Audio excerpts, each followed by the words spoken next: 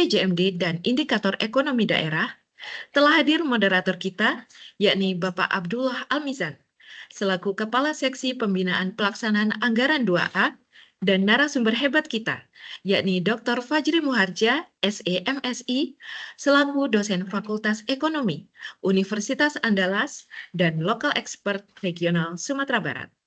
Sesi pemaparan hingga diskusi ini akan dipimpin oleh moderator. Kepada Bapak Mizan, dengan hormat dipersilakan.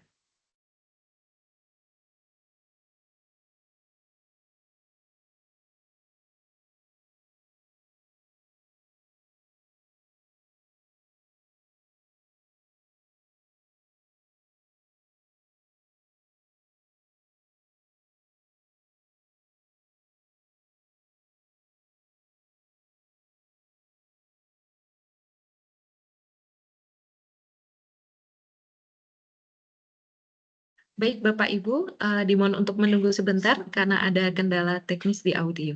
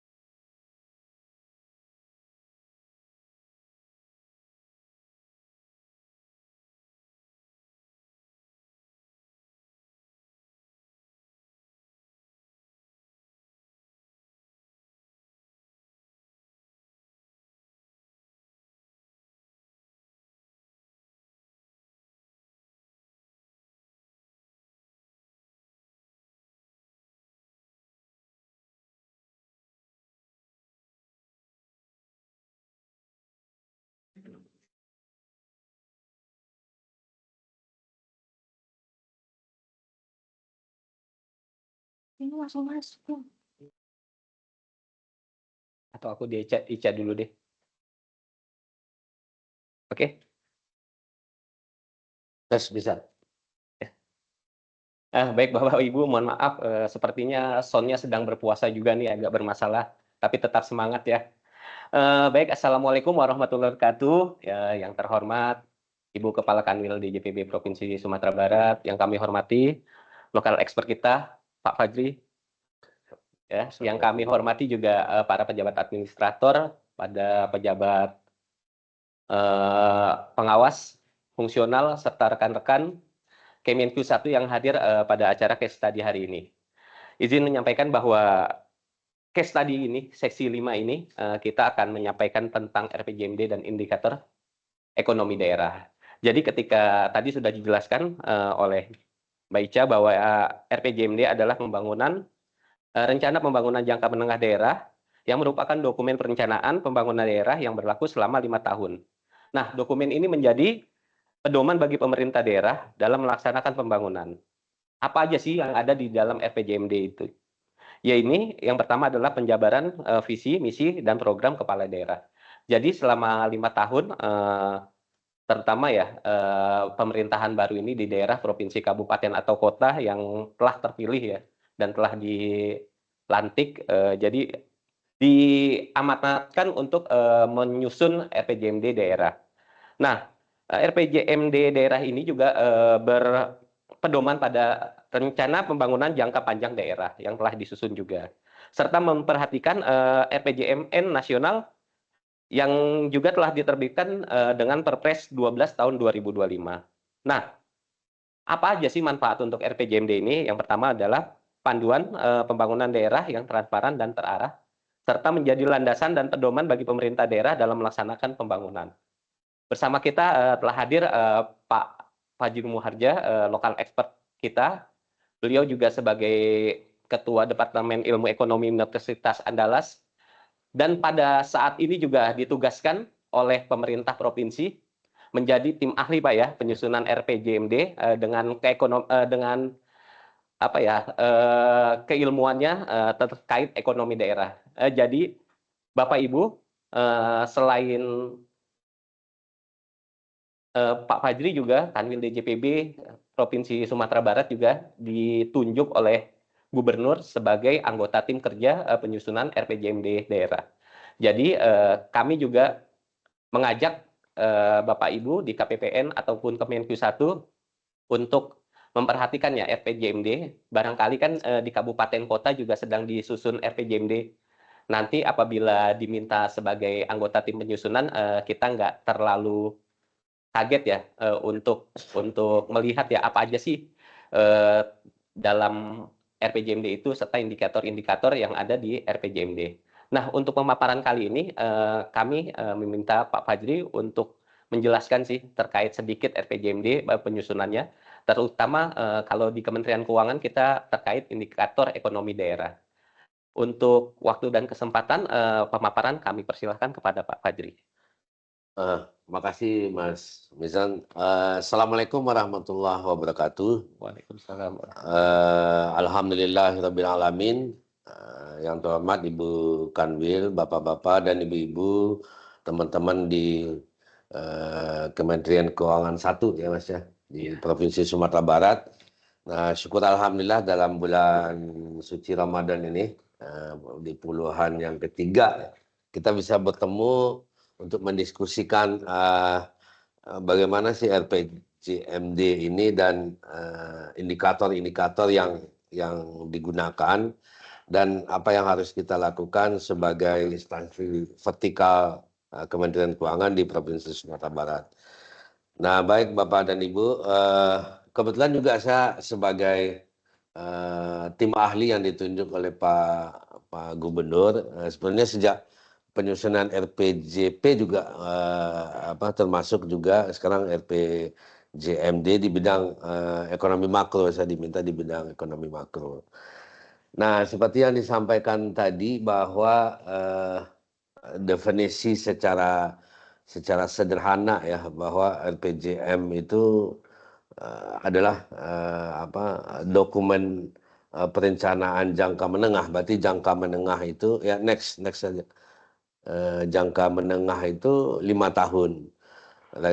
Nah, 5 tahun di mana dokumen ini yang mengadopsi nantinya visi misi dari pemerintah daerah terpilih baik di kabupaten kota maupun di provinsi yang nantinya akan menghasilkan sebuah acuan perencanaan bagi pemerintah ya, bagi pemerintah dan memiliki keselarasan kesesuaian dengan visi dan misi serta tujuan dan sasaran dari daerah itu sendiri. Nah, itu sebetulnya RPJM itu secara sederhana. Tetapi kalau next kita lihat sebetulnya RPJM ini Bapak dan Ibu seperti Bapak Ibu ketahui dia sebuah rangkaian dari perencanaan dokumen perencanaan nasional yang mana di nasional itu ada diawali dengan rencana tata ruang nasional itu ada. Nah, baru nantinya di kayak yang telah disusun sebelumnya itu RPJPN. Nah, itu rencana pembangunan jangka panjang 20 tahun ke depan. Nah, kemudian ada juga di situ itu diturunkan per tahapan, ada nanti 4 tahapan yang akan dilewati secara nasional maupun di level provinsi, kabupaten, kota, bahwa di provinsi itu di nasional itu ada RPJPN, di provinsi ada RPJPD, di kabupaten kota pun juga ada RPJPD kabupaten kota. Itu sampai 2045. Masing-masingnya nasional juga punya rencana tata ruang nasional, provinsi juga punya RT/RW provinsi, kabupaten kota juga punya RT/RW kabupaten kota. Jadi perencanaan itu yang berbasis kepada kewilayahan, bagaimana penggunaan ruang dari masing-masing daerah, provinsi, dan secara nasional. Nah, kita tahu bahwa RPJP yang jangka panjang itu 20 tahun. Nah, itu dibagi 4 Bapak dan Ibu, dibagi 4 di mana kalau secara nasional itu RPJMN 1 2025 sampai 2029, yang 2 5 tahun berikutnya, yang 3 5 tahun berikutnya sampai terakhir yang keempat 2045. Di provinsi seperti itu juga. Di kabupaten kota yang sedang dikerjakan saat ini adalah menyusun RPJMD provinsi dan juga sekaligus sekarang sedang jalan juga penyusunan RPJMD kabupaten kota. Nah, dia sejalan itu. Nah, jadi setelah nanti ada setelah selesai RPJMD itu juga ada Renstra. Renstra juga sedang jalan di provinsi itu untuk OPD sedang menyusun Renstra, rencana strategisnya per organisasi perangkat daerah juga sedang menyusun. Nah, nanti diterjemahkan dalam dokumen tahunan RKPD dan juga nanti masuk ke KUA, kebijakan umum anggaran nantinya. Nah, kemudian kalau kita lihat sebetulnya sudah Bapak Ibu mungkin sudah tahu bahwa apa sih yang keterkaitan RPJM dengan dokumen lain itu yang dilihat yang dilihat apanya mungkin. Nah, sebetulnya kehadiran RPJMD itu sebetulnya adalah melihat kesinambungan waktu karena ini 5 tahun ya. 5 tahun pertama RPJM itu yang fokusnya dia kan ada tahapannya 5 tahun tuh. 5 tahun pertama itu fokusnya adalah transformasi fondasi ya. Nanti kalau dalam ekonomi dalam 5 tahun pertama dari 2025 sampai 2029 tuh RPJMD itu mampu melakukan transformasi fondasi. Misalkan dalam bidang perekonomian, fondasi ekonomi, gitu. Bidang budaya, fondasi budaya, gitu. Bidang lainnya juga hal itu. Jadi melakukan transformasi fondasi. Nah, yang kedua nanti akselerasi sampai 3 nantinya berikutnya menuju Indonesia Emas. Jadi ada fokus-fokusnya. Nah, sebetulnya apa yang mau kita cari dari RPJM itu kesinambungan waktu. Jadi ini karena tahap awal, jadi tahap awal tentu mengkonsolidasikan, mentransformasi struktural yang perlu dilakukan di tahap awal karena di akhir nanti kita menuju Indonesia Emas. Kemudian RPJM itu juga kerangka acuan, ya, kerangka acuan perencanaan, kemudian koherensi kebijakan nanti bisa dilakukan dengan baik, kemudian implementasi dan monitoring dengan RPJM itu dia harus dilakukan baik itu karena nanti diundangkan Bapak dan Ibu oleh DPRD. Nah, kemudian penyesuaian dan fleksibilitas. Jadi dengan adanya RPJM itu apa yang bisa disesuaikan kebijakan, program dan lainnya itu bisa dan fleksibilitasnya seperti apa. Kemudian sinkronisasi.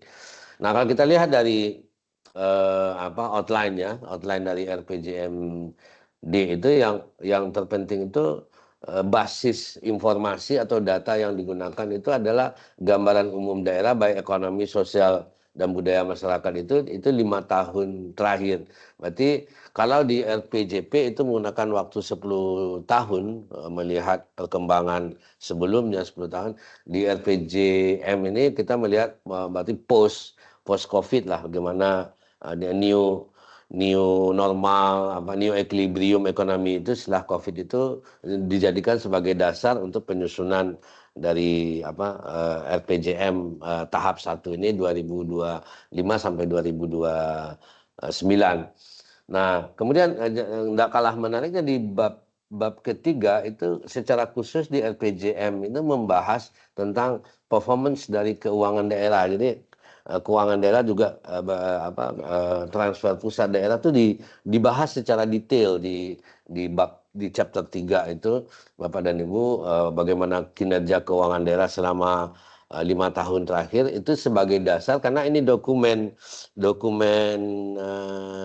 publik ya, dokumen publik dan dokumen perencanaan pemerintah. Tentu pemerintah daerah harus memahami financial resource yang dimiliki untuk pembangunan daerah 5 tahun ke depan. Nah, bagaimana behavior dari pengelolaan keuangan transfer pusat ke daerah, kemampuan daerah sendiri dalam keuangan itu dianalisis secara detail di sana. Nah, mungkin kita di Kementerian Keuangan terlibat banyak nanti dalam menjelaskan gambaran keuangan daerah itu di chapter 3 itu dari teman-teman dari Kementerian Keuangan yang berada di Provinsi Sumatera Barat. Nah, chapter 4 itu membahas tentang permasalahan dan isu strategis. Nah, memang belum tentu karena RPJM itu karena perubahan sekarang Bapak dan Ibu sangat cepat sekali. Ya, perubahan sangat cepat sekali. Next, silakan di next. Ya ini aja dulu sebentar. Perubahan sangat cepat sekali. Ada beberapa isu-isu strategis itu harus segera di upgrade ya, misalkan di RPJPN itu belum memasukkan isu global yang sangat menantang sekali bagaimana konstelasi politik global. Nah di RPJM itu kalau bisa itu lebih didetail dengan baik bagaimana isu strategis untuk lima tahun ke depan di Provinsi Sumatera Barat. Nah contohnya Sumatera Barat ini ketergantungan kepada produk-produk kalau kita lihat dari neraca IRIO kita juga 15% produk-produk yang ada di Sumatera Barat itu bersumber dari luar negeri. Nah sekarang ini ketegangan konstelasi politik internasional itu juga menentukan warna ekonomi Sumatera Barat karena bisa jadi harga BBM naik, kemudian juga harga produk impor naik, tentu juga akan misalkan industri yang ada di Sumatera Barat menggunakan komponen impor, tentu juga akan mempengaruhi faktor input dari industri yang ada di Sumatera Barat. Jadi di dalam permasalahan dan isu strategis yang ada di Sumatera Barat sekarang ini itu dibahas di chapter 4 itu. Nah, baik itu dalam konteks ultimate target makroekonomi, pertumbuhan ekonominya selama ini gimana, pengangguran gimana, kemudian stabilitas ekonomi seperti inflasi itu seperti apa, kemudian ketimpangan ekonomi, kemiskinan dan segala macam. Nah, itu dibahas di permasalahan dan isu strategis. Nah, perlu Bapak Ibu dan ketahui bahwa Sumatera Barat ini kalau dilihat dalam konteks makro kalau dari GDP saja kita lihat sekarang ini, kita ini kontribusi secara nasional kan seperti yang Bapak Ibu ketahui baru itu di 1,6%.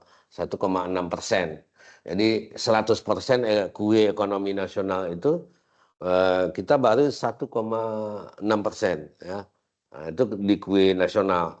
Kue nasional itu 56% itu berada di Jawa, 21% di Sumatera. Nah, dari 21% kue Sumatera itu, ya, kue ekonomi Sumatera, Sumbar itu baru bisa share itu 6,7. Nah, saudara-saudara kita di Riau itu 21% dari kue Sumatera, Sumatera Utara itu 24%, seperempat dari ekonomi Sumatera itu berada di Sumatera Utara. Nah, itu kondisi terkini ya Bapak dan Ibu tentang aktivitas perekonomian di Sumatera Barat. Kalau kita sekarang dari 10 kita berada agak di papan bawah itu. Maksudnya kalau dalam sisi ekonomi ya, dalam sisi ekonomi. Tapi nanti kan ada ekonominya, ada kemiskinan kitanya gimana, nanti akan saya jelaskan satu persatu. Nah, kemudian Bapak dan Ibu, artinya ekonomi kita itu karena kita secara geografis memang terhukum mungkin ya, terkendala, bukan terhukum, terkendala karena kita menghadap ke barat dengan Bengkulu, yang lain itu konektivitasnya antar wilayah baik Aceh, Sumatera Utara, Riau, Jambi, Palembang dan Lampung itu sudah konektivitinya relatif bagus dibandingkan Sumatera Barat. Nah, tentu kita kedepannya agar ekonominya lebih baik, kita harus menyusun dalam 5 tahun bagaimana pengembangan infrastruktur ke depan untuk Sumatera Barat ini. Nah, kemudian yang perlu dicatat lagi Bapak dan Ibu, bahwa di permasalahan dan isu di Sumatera Barat itu kita pengangguran tinggi ya, termasuk tinggi. Kalau di Sumatera itu nomor 2 tertinggi kita jumlah pengangguran. Kemudian sektor ekonomi kita, sektor pertanian itu yang dominan ekonominya menguasai hajat hidup di Sumatera Barat, itu dari tahun ke tahun itu share-nya turun terus. Nah, kemudian sektor industri, berarti sekarang 21% sektor pertanian kontribusi terhadap PDRB Sumatera Barat. Dari 24 loh Bapak Ibu, turun 2024 dari 24% tahun ada 10 tahun yang lalu, sekarang tinggal 21. Nah, jadi orang produktivitas sektor pertanian itu makin turun di Sumatera Barat. Padahal kita tahu Sumatera Barat itu daerah pertanian yang unggulan, sampai kita ekspor produk-produk kita tuh ke Riau, Jambi dan lain daerah lainnya. Nah, kemudian industri, kelemahan kita juga di industri. Industri itu makin lama makin mengecil di Sumatera Barat. Nah, yang andalan dulu semen Padang, sekarang semen Padang tidak begitu kuat dalam berkontribusi dalam sektor industri di Sumatera Barat.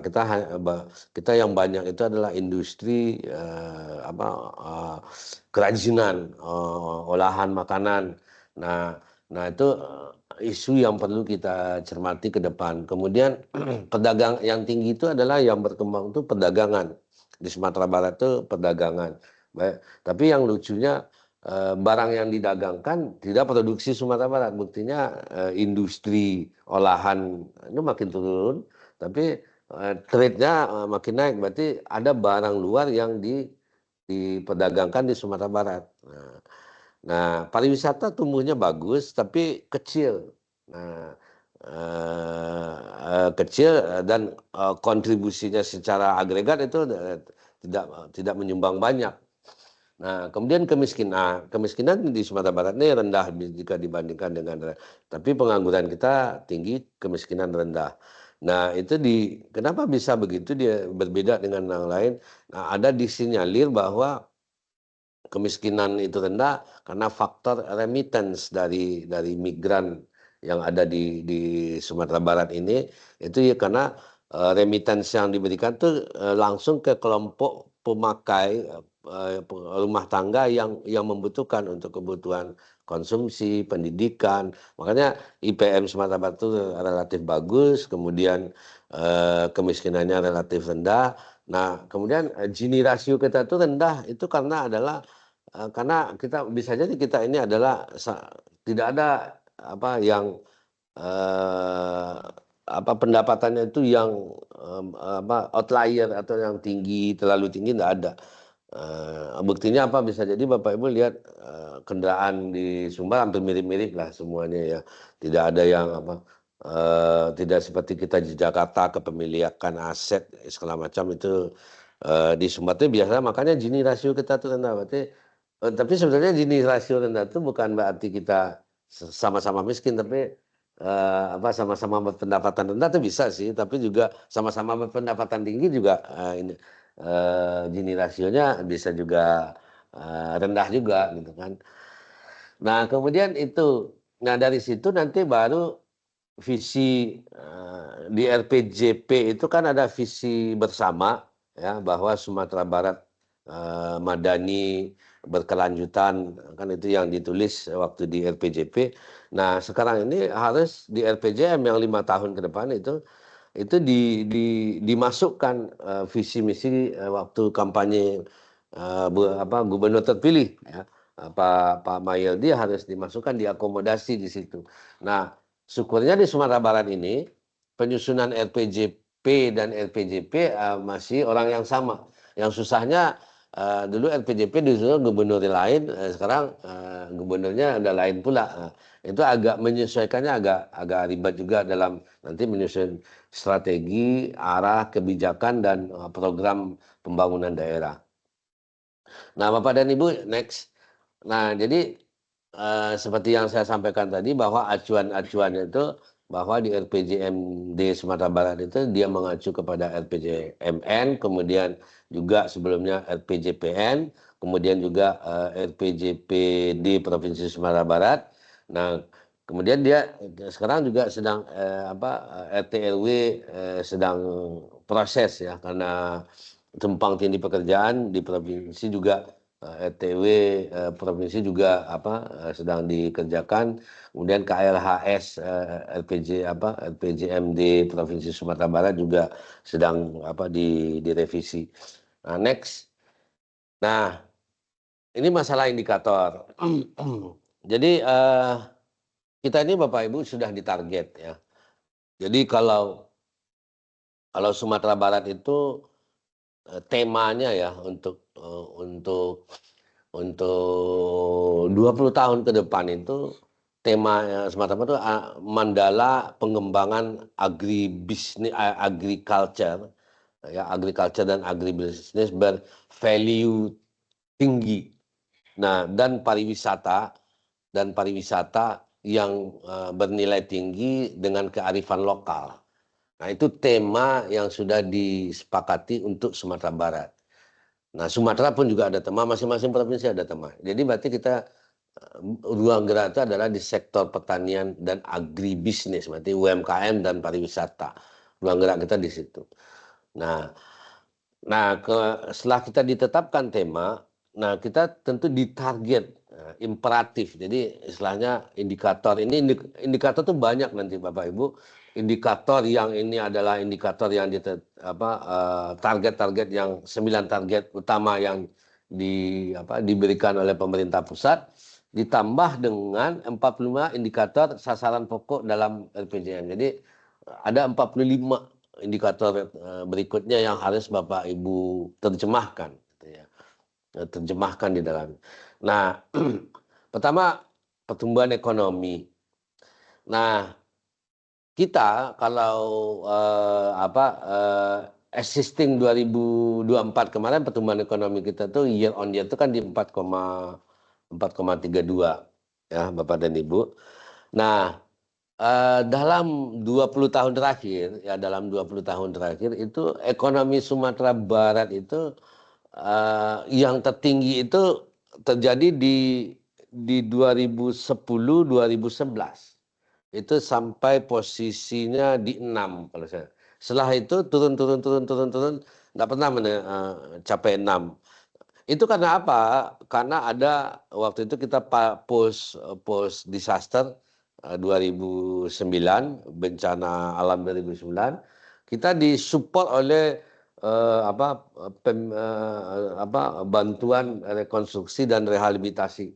Nah, itu yang mendorong growth kita itu relatif tinggi. Setelah itu kita turun. Nah, dalam 5 tahun terakhir post pandemi ya, post pandemi, kalau dibandingkan dengan daerah yang di bagian timur Sumatera ya, provinsi di bagian kita dengan Bengkulu di barat, kita itu terjadi shock kemarin itu karena COVID-19, shock terjadi COVID-19 itu kita tidak separah yang di barat, di timur, tidak separah Riau, Batam, Sumatera Utara. Kita tidak dalam, ya bisa jadi ekonomi kita itu tidak open seperti orang. Nah, tapi kita move on-nya lambat. Jadi kita lukanya nggak dalam, tapi sembuhnya lama gitu ya. Nah, itu yang terjadi di Sumatera Barat itu. Nah, masalah ekonomi ini Sumatera Barat itu dalam 5 tahun terakhir itu tidak pernah mencapai 5. Nah, kita ditarget di untuk baseline 2025 besok, untuk 2025 ini itu 6,4. Padahal kita yang keadaan normal penggunaan uang yang anggaplah di 2024 itu uang yang ada totali uang pemerintah yang beredar di Sumatera Barat itu ada 33 triliun termasuk dana pusat dan dana daerah itu 32, itu mampu mendorong growth itu di 4,32. Nah, sekarang uang itu dikurangin, kita ditarget 6,4. Nah, itu harus kita pikirkan bersama-sama. Nah, gimana caranya gitu kan? Yang dulunya uang yang dikelola oleh yang ada beredar di Sumatera Barat 33T itu 4,32. Nah, sekarang kita diminta untuk menaikkan menjadi 2 digit, jadi 6,40. Nah, itu memang bagaimana main switching anggaran itu nanti kita dari transfer pusat ke daerah itu memang harus benar-benar efektif ya. Nah, itu yang tantangan besar bagi pemerintah daerah dalam menghadapi perencanaan ini ke depan. Nah, perlu diingat tentu RPJM ini itu realisasinya adalah untuk 2026 karena sampai Agustus September itu baru disahkan. Nah, untuk 6,40 ini berarti acuannya kepada RPJM yang lama berarti. Ya untunglah di Sumatera Barat ini di gubernurnya masih itu, tapi wakilnya udah ganti kan, tapi lebih yang susahnya daerah yang kabupaten kota tuh gimana? Kabupaten kota ditarget juga loh pertumbuhan ekonominya. Nah, yang berat itu di Sumatera Barat ke depan itu adalah Bapak dan Ibu, itu adalah per kapita PDRB per kapita itu lonjakannya itu memang itu sangat tinggi sekali ya.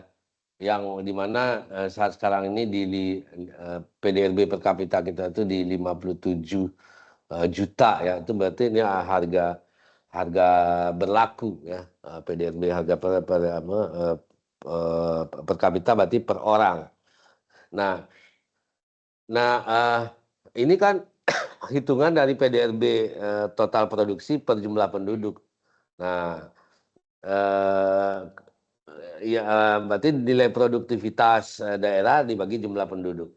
Nah, naiknya itu juga cukup baseline untuk itu adalah di 61. Nah, di 61,8 juta.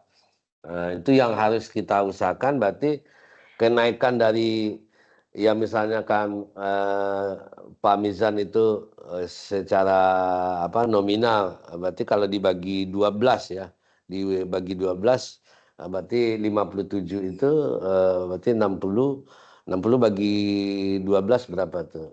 5 jutaan ya. Nah, itu yang nominal. Produktivitas per kapita atau PDRB per kapita dari penduduk menjadi 61,8 juta. Nah, itu butuh effort yang kuat di tengah ya sektor penduduk yang kelas menengah itu saat ini banyak kehilangan pekerjaan. Itu juga kita harus mensiasati dari program pemerintah itu gimana. Nah, banyak yakin pulang kampung sekarang ini momentum bagi saudara-saudara kita pun juga banyak yang pulang karena yang perantau itu tidak bisa bekerja, nah, dia pulang. Nah, itu akan menambah jumlah pengangguran di Sumatera Barat nantinya. Nah, kemudian yang nomor 3 itu adalah kalau ini share ini mungkin share ini kayaknya nggak berubah kan gitu dari 1,5. Artinya problem yang sama akan dihadapi oleh Sumatera Barat, Jambi, Riau. Masalah efisiensi itu share itu kan akan relatif tetap lah, share ekonomi itu terhadap nasional. Nah, kalau ini aman lah. Nah, kemudian persentase kemiskinan. Kalau untuk mengejar, kita ambil yang upper boundariesnya itu adalah di 5,1 ya, di 5,1 sekarang kita di 5,42. Ambil upper boundaries itu kan di 5,1 berarti 5,4 dikurang 5,1 berarti ada 0,02 ya, 0,04 kurang 1 berarti 0,03 poin kemiskinan yang sebetulnya bisa dikejar lah kalau untuk Sumatera Barat. Ini tidak relatif berat. Nah, yang berat tadi growth sama PDRB per kapita. Kemudian pengangguran. Nah, pengangguran itu kalau kita lihat dari existingnya sekarang ini adalah di 5,75. Nah, kita ambil aja sebetulnya itu kita ambil upper boundaries di baseline itu 5,76, sebetulnya aman juga kan, relatif aman tuh sebetulnya, karena tapi hati-hati juga bahwa penganggur baru akan masuk juga ke Sumatera Barat. Nah, kemudian Gini rasio yang sekarang existing adalah di 0,28, kita ambil 2,7, ada 0,01 poin yang harus dikejar. Kemudian di indeks modal manusia yang ukurannya ini kan pakai indeks bukan IPM, jadi ada angka di baseline 0,59 dan target itu adalah nanti di 2029 sih 0,63. Nah, masalah lingkungan pun juga ada indeks kualitas lingkungan dan intensitas emisi rumah kaca juga jadi ukuran-ukuran yang diberikan untuk Sumatera Barat. Nah, sedikit saya akan coba simulasikan mengenai pertumbuhan ekonomi. Berarti di angka 6 semuanya loh Bapak Ibu. 2025 6. Di 2029 Bapak Ibu dengan angka 7 gitu. Ya, next. Nah, di angka 7 gitu. Jadi memang membutuhkan effort secara bersama gimana angka 6 itu bisa diwujudkan ya. Berarti dari target PDRB atas dasar harga konstan itu kenaikannya itu sangat tinggi, di mana target penambahannya itu tiap tahunnya itu pertumbuhannya itu PDRB itu tumbuhnya 12% ya. Target penambahannya ya, bukan persen ini angkanya di dalam triliunan kayaknya, dalam triliun tambahannya 12,76 T, 13,9 dan segala macam. Nah, ini perbedaan indeks modal manusia HCI, Human Capital Index. Nah, dengan next ya, next. bagaimana cara memahaminya ada secara sederhana. Next. Nah, sebetulnya seperti yang lagi next, Bapak dan Ibu. Nah, sebetulnya Sumatera Barat itu sudah dipeta kan, mana daerah yang mengedepankan pertanian, mana melakukan UMKM, pariwisata itu sudah ada. Jadi dalam RPJM provinsi itu nanti akan di daerah-daerah itu kan akan ditarget sesuai dengan ketentuan. Ini sudah diundangkan dalam Perpres, kalau saya lihat kemarin itu Perpres. Jadi Sumatera Barat itu apa yang mau dikembangkan kabupaten kota apa yang sudah ada itu peruntukannya masing-masing. Jadi untuk mendorong growth itu sudah jadi pemerintah bupati dan wali kota itu tidak bisa menyusun perencanaan seenaknya Dewi, tidak bisa lagi, dia harus mengacu ke sini. Kalau jadi walaupun dia janji ini dan itu segala macam nggak bisa. Dia harus mengacu ke sini. Nah, kalau Pak Mayildi ini yang kita adopsi dengan Pak Fasko itu kita adopsi ada 8 misi ya, tugas masalah pendidikan, kita akan dijadikan lumbung pangan, kemudian kita jadi berbasis nagari, perekonomian berbasis nagari, kemudian pusat perdagangan di wilayah barat Indonesia. Wilayah barat Indonesia, Riau, kita akan ini gambaran saya di wilayah barat Indonesia. Wilayah barat Indonesia, Sumatera ini adalah wilayah barat Indonesia. Kita akan menjadi perdagangan wilayah barat Indonesia. Ada Riau loh, ada Sumatera Utara, ada Medan. Mungkin yang betulnya mungkin barangkali wilayah Sumatera atau pantai barat Indonesia, kan kalau ingin ambil Indonesia. Nah, kemudian juga infrastruktur berkeadilan, memantapkan ABS SBK, jadi masalah adat bersani syarak, kemudian daya saing pariwisata dan ekonomi kreatif, kemudian smart governance dan berintegritas. Nah ini, jadi masing-masingnya itu ada indikator Bapak dan Ibu, di samping yang tadi makro ada 9 itu.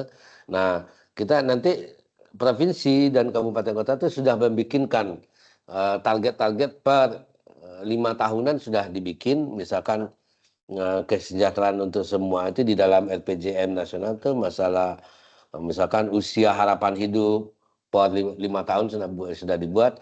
Nah sekarang di RPJM itu didetailkan per tahunnya. Nah, kan ini ada angka-angka rata-rata lama sekolah, kemudian macam-macam, kemudian ada rasio PDRB industri pengolahan yang kita itu di baseline 2025 itu nanti kita diminta 8,5 sampai 8,53. Nah, harus naik ya sampai 2045 itu menjadi 11. Nah, berarti kita dituntut dalam 20 tahun ke depan itu penguatan sektor industri juga. Nah, kemudian kita juga pengembangan pariwisata. Pariwisata itu naiknya 2 sampai 2,4. Berarti kita dituntut juga untuk mengembangkan sektor pariwisata. Ekonomi kreatif juga. Nah, itu di setiap kabupaten kota pun juga ditarget oleh secara nasional. Ukuran-ukuran itu ada lengkap 45-nya, ini kan indikatornya sampai 45. Nah mungkin itu sebagai pengantar diskusi Bapak dan Ibu, ini bagus kita diskusi apa yang semestinya dari kita di Kementerian Keuangan yang ada di wilayah Sumatera Barat ini yang harus kita support agar target-target yang disusun oleh pemerintah itu tercapai dengan baik. Mungkin itu dulu Mas Mizan.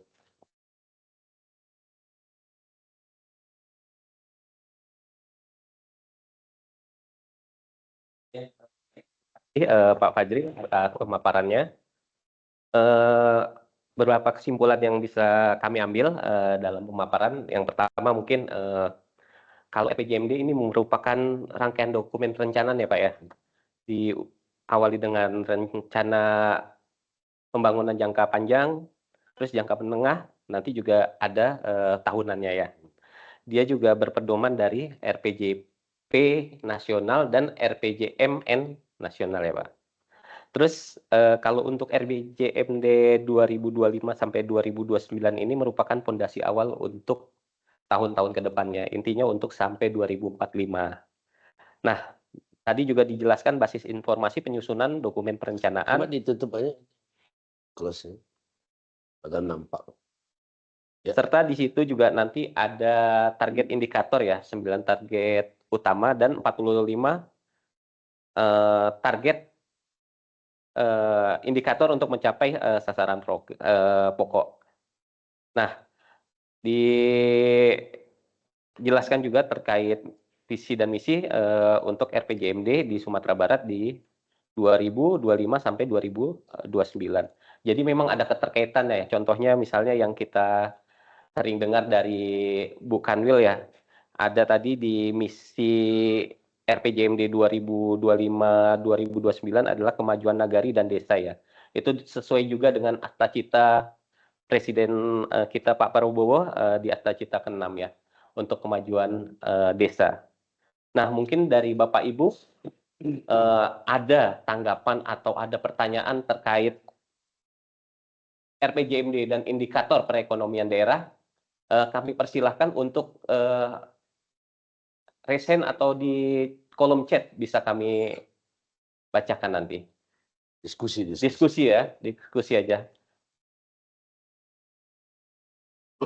Silakan Bapak Ibu.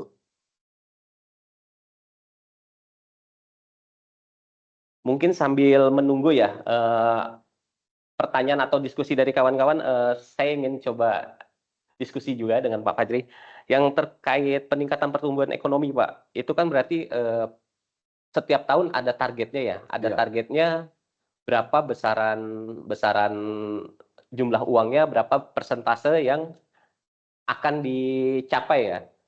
Berarti untuk pertumbuhan itu nanti per sektornya juga ditarget Pak. Untuk sektor misalnya sektor pertanian, pertumbuhan perdagangan, perindustrian, apakah itu ditarget juga atau diserahkan ke masing-masing OPD untuk mencapainya Pak? Ya, jadi nasional itu kan sudah menarget 6,4. Nah, silakanlah Pak Gubernur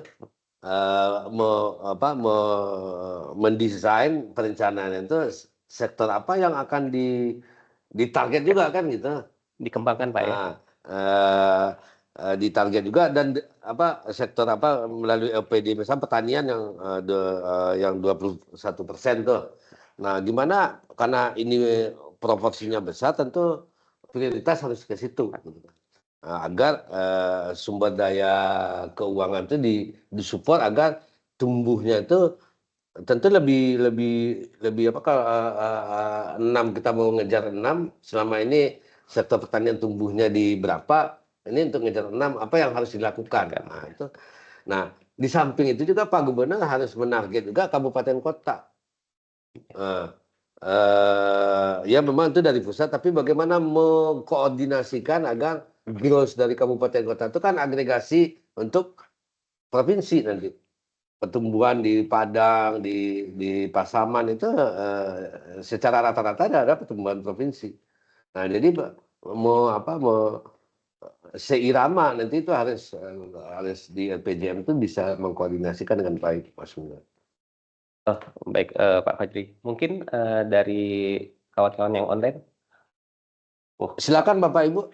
Pak Bayu Pak, udah join Pak. Pak Bayu di mana? Pak Bayu bekerja dari rumah Pak. Silakan Pak Mas. Baik, terima kasih Pak Fajri, Pak Misan. Saya lagi di rumah nih Pak. Terima kasih Pak Fajri atas paparannya, sangat menarik ya. Bagaimana RPJP dari jangka waktu 5 kali 5 tahun, kemudian didetailkan di RPJM, kemudian RPJM baik di tingkat pusat maupun daerah, dan kemudian di kebijakan-kebijakan pelaksanaan tiap tahun, kebijakan makro maupun KUHP-PAS. Nah, jadi saya melihat kebijakan sekarang memang bersifat imperatif ya Pak ya. Jadi imperatif ya. pusat dia target sekian, kemudian didetailkan di masing-masing kabupaten, masing-masing provinsi juga harus mendetailkan ke masing-masing kabupaten kota. Bahkan di pelaksanaan kebijakan ekonomi makro juga yang tiap tahun kami di perbendaharaan juga harus melakukan sinkronisasi antara KUA-nya kabupaten kota dengan punya KM yang dari pemerintah pusat. Nanti kalau saya lihat, saya melihat kesinambungan antara RPJM sebelum 2025, 2019-2024 dan 2025 sampai dengan 2030 ya. Ya. Ini kayaknya terjadi lonjakan yang sangat itu ya Pak ya, yang target yang sangat tinggi gitu kan, dari capaian-capaian yang kita capai selama 5 tahun dari tahun 2019 sampai dengan 2024 dibandingkan target yang ditetapkan di 2025 sangat tinggi sekali itu. Apalagi ada beberapa hal yang baru ya, kebijakan baru diambil oleh pemerintahan sekarang, antara lain efisiensi anggaran yang dampaknya juga kita belum mengetahui bagaimana nanti ke perekonomian secara keseluruhan. Kemudian juga ada hal yang baru, bagaimana sepertinya pemerintah sekarang tidak hanya mengandalkan dari APBN atau dari kebijakan fiskal, tapi juga bagaimana dari sektor sovereign wealth fund ya bisa menjadi salah satu instrumen yang mendukung sebagai stimulus perekonomian. Nah, bagaimana pendapat Pak Fajri itu ya mengenai konsep ini? Karena kan hal baru ini. Jadi di fiskal dikurangi, tapi dialihkan ke SWF ya, Sovereign Wealth Fund, dana investasi pemerintah yang nanti dia diharapkan bisa menjadi alat untuk stimulasi investasi di daerah. Ada kebijakan baru terkait dengan koperasi merah putih ini Pak nanti Pak. Di tingkat desa juga nanti akan langsung ini kayaknya akan banyak kegiatan-kegiatan perekonomian yang alurnya itu langsung dari desa gitu. Tapi di lain pihak pembiayaan dari fiskal juga sangat terbatas gitu. Dana desa juga maksimal 1 miliar lah rata-rata berdesa. Dan untuk tahun ini bahkan tidak ada dana insentif desa. Biasanya ada tuh untuk dana desa yang berprestasi, dia memperoleh insentif atas prestasinya itu. Tapi nanti akan ada koperasi desa yang setahu saya ini nanti akan memperoleh pembiayaan dari perbankan. Jadi nanti yang saya tahu nanti akan ada pinjaman modal dari bank untuk koperasi desa itu sebesar 5 miliar. Nah, saya lihat ini artinya pemerintah sekarang tidak hanya mengandalkan dari sisi APBN, tapi juga bagaimana pengelolaan kekayaan negara, terutama investasi, bisa menjadi salah satu instrumen untuk mendukung pertumbuhan ekonomi, baik di tingkat regional maupun bahkan di tingkat yang paling rendah di tingkat desa. Nah, mohon tanggapannya Pak Fajri terkait dengan itu. Langsung. Ya, baik Pak, silakan. Nah, ini kan sebetulnya kita dengan Mas Mizan, Pak Bayu kita udah diskusi juga. Kan sekarang ini kan pas banget tuh Pak Presiden minta pertumbuhan malah 8% tuh. Di tengah-tengahnya uang dikurangi kan gitu. Itu kan berat tuh. Nah, kita produktivitas tinggi, apakah bisa diartikan mirip bulan Ramadan ini, kita produktivitas kita tinggi tapi kita nggak makan gitu kan. Tapi nggak juga bisa kayak gitu, nggak juga apa dikomparasikan seperti bulan Ramadan ya. Jadi maksudnya sekarang ini kan yang dilakukan oleh pemerintah itu kan dalam diskusi kita di Alko itu kan terlihat tuh apa zero zero best budgeting kan gitu, ZBB. Nah, pemerintah itu dalam mencari yang selama ini bisa jadi mungkin dari terjemahan dari Pak Presiden bahwa selama ini kita kurang efektif menggunakan anggaran mungkin barangkali. Ya disinyalir dari beberapa diskusi terlalu banyak kegiatan yang tidak fokus kan gitu. Nah, dilakukan ZBB. Nah, tetapi karena kita dalam 10 tahun terakhir itu kebiasaan seperti itu dicoba mendadak, anu kan juga kan diminta untuk melakukan efisiensi, shock juga semuanya, semua lini itu shock. Yang tidak shock itu yang tidak dipangkas. Nah, itu pula saya jadi bertanya juga kenapa tidak semua, agar semuanya kita merasakan gitu kan, tapi tidak semua dipangkas. Nah, harusnya semuanya mendapat bahagian ya, merasakan efisiensi itu. Kalau pengambil keputusan politis itu tidak merasakan itu, apa kesulitan kita di bawah tidak terasa gitu. Nah, sebenarnya untuk sekali ZBB yang dilakukan, anggaplah menolkan anggaran, melihat dari nol itu anggaran itu sebenarnya bagus sekali, tapi tidak tahun besok diulang lagi gitu, tidak mesti. Itu melihat checkpointnya di mana, posisi kebutuhan anggaran yang real itu sebetulnya di mana tuh bagus tuh. Nah, tetapi yang perlu diskusi kita kemarin tuh dengan Pak Bayu dan teman-teman yang lain tuh ini masalah Pareto. Sebetulnya Pareto efisien, Pareto improvement dan Pareto efisien. Oke, dikurangi tetapi tidak mengganggu ya. Jadi kan efisiensi itu kan sebetulnya efisiensi itu adalah bukannya misalkan biasanya dengan uang 10 bisa diproduksi 5, sekarang dengan uang 8 bisa diproduksi 4. Itu kan produktivitasnya sama. Nah, tetapi kalau sudah bagian ini dipotong, nah itu sebetulnya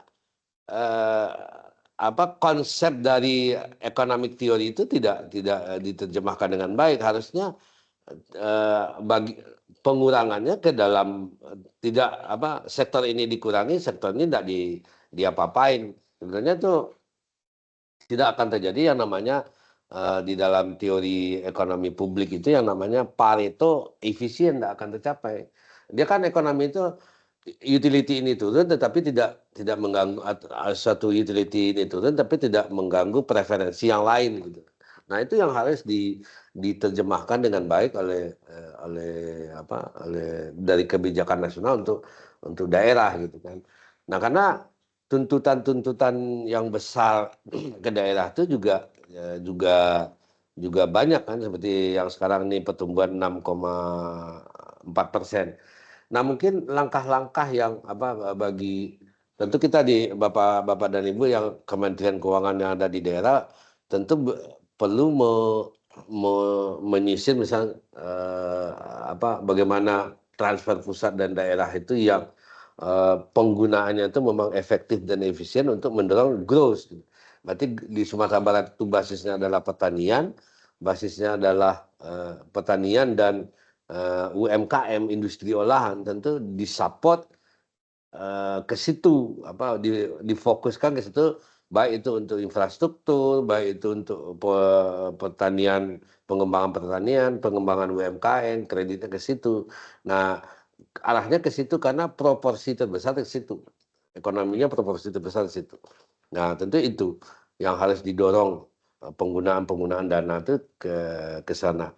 Nah, kalau kemudian yang bisa dilakukan seperti berbasis desa itu karena kekuatan ekonomi itu ada di nagari ya, karena dan juga potensi ekonomi pun juga ada nagari, resource yang eksternal itu juga ada berbasis di nagari ya. Misalkan perantau itu mau berkontribusi karena aspek yang namanya dia itu selingkar nagarinya. Jadi perantau itu selama ini membantu karena dia berasal dari negara A, seperti AIY, Kubang, Pulau Gadang. Nah, dia tuh mau mengirim uang besar-besaran untuk daerahnya untuk kebutuhan tourism selama ini karena basisnya nagari. Mau pas sekali kalau pemerintah ingin mengembangkan pembangunan berbasis desa itu untuk Sumatera Barat itu tidak mulai dari nol ya, karena Sumatera Barat itu ekonominya itu juga sudah berkembang untuk pengentasan kemiskinan segala macam, pengentasan kemiskinan, untuk penguatan ekonomi masyarakat lokal itu juga dibantu oleh para perantau atau migran-migran yang berbasis nagari. Mungkin itu Pak Bayu. Yang terkait dana itu, Pak, yang dana tampungan ya, Pak ya? Ya, setidaknya di setiap orang yang merantau itu ada mengirim. Itu totalnya BPS mencatat untuk 2023 itu 1 T untuk Sumatera Barat. Baik. Tapi Pak Fajri yang terkait, jadi kan sekarang kan yang dari fiskal kan dialihkan menjadi dana pengelolaan yang di Danantara itu, Pak. Nah, tujuan Danantara itu salah satunya kan adalah Danantara. Oh, Danantara. Danantara artinya Iya. nanti dividen dari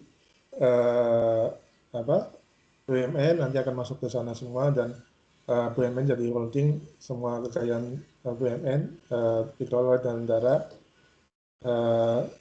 Tujuannya adalah nanti bisa menjadi instrumen untuk penggerak pertumbuhan ekonomi gitu.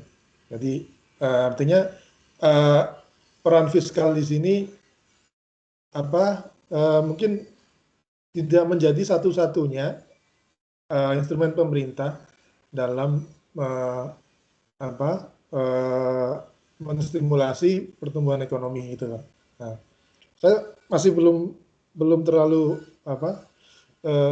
belum banyak baca referensi itu, Pak. Nah, karena setahu saya ya memang kalau pemerintah ya biasanya kebijakannya lewat fiskal gitu kan untuk pertumbuhan ekonomi. Nah, terus yang satu lagi yang Koperasi Merah Putih kan yang saya baca itu berarti, Pak, bahwa nanti akan didirikan Koperasi Merah Putih di tiap desa, tapi nanti akan diberikan pembiayaan dari perbankan, kalau nggak salah 5 miliar per desa kali kurang lebih 70.000 desa ya se-Indonesia. Nah, saya nggak ngebayangkan nanti pengaruhnya ke moneter seperti apa gitu, Pak. Nah, apalagi nanti kalau ternyata bermasalah pada saat pelaksananya itu gitu, Pak. Nah, hal-hal apa yang kira-kira kita bisa jadikan sebagai yang harus menjadi perhatian gitu, Pak, sehingga kita bisa mengawal kebijakan itu biar implementasinya lebih bagus.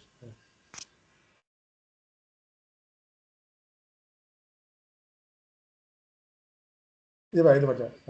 Oke. Kan masukan dari Pak Bayu. Oke, Mas. Baik, Bapak Ibu, dari peserta MS Team, barangkali ada yang ingin didiskusikan atau ada pertanyaan.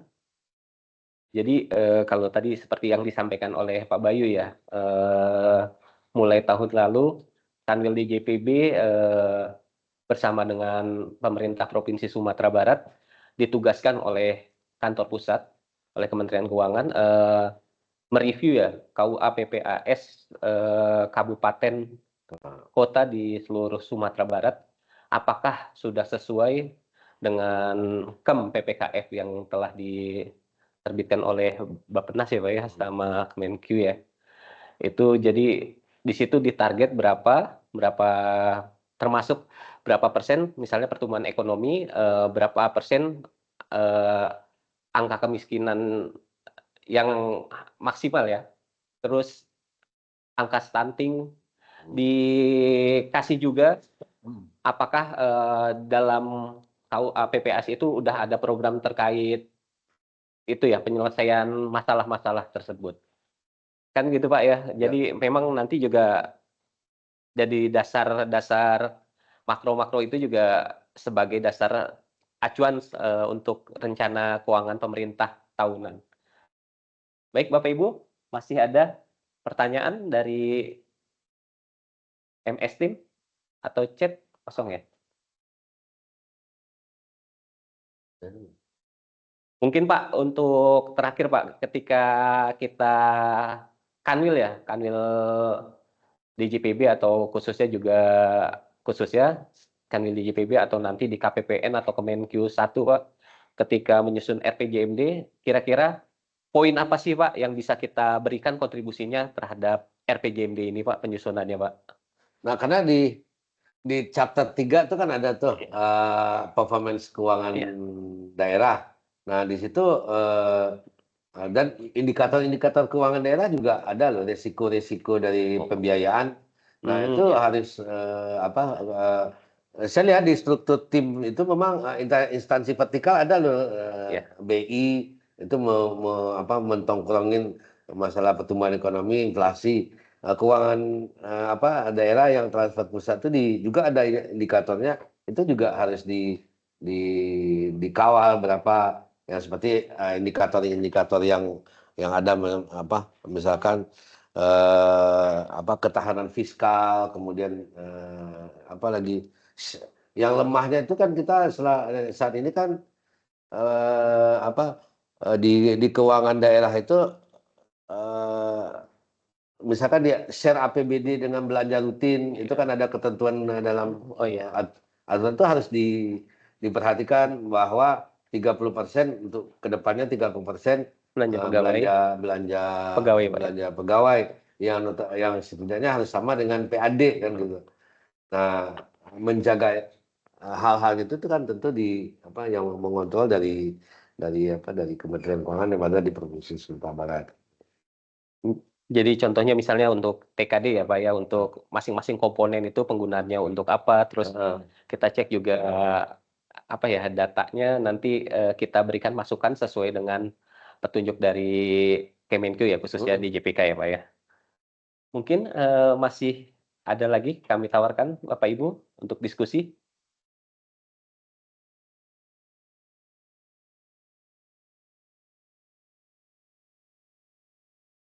Cukup kan? Ya, baik Bapak Ibu, untuk diskusi dan pemaparan kali ini kami cukupkan. Terima kasih atas perhatiannya. Mohon maaf atas segala salah kata dan ucapan. Kami juga menjelang akhir Ramadan ini ya, mohon maaf lahir batin lah. Semoga Bapak Ibu yang akan pulang kampung, mudik ya, atau sudah pulang kampung, lancar perjalanannya baik menuju ataupun kembali nanti ke tempat tugas masing-masing. Selamat berlibur, baik kami cukupkan, terima kasih. Assalamualaikum warahmatullahi wabarakatuh. Kami kembalikan ke Mbak Ica. Waalaikumsalam warahmatullahi wabarakatuh. Baik, terima kasih kepada Bapak Moderator dan narasumber.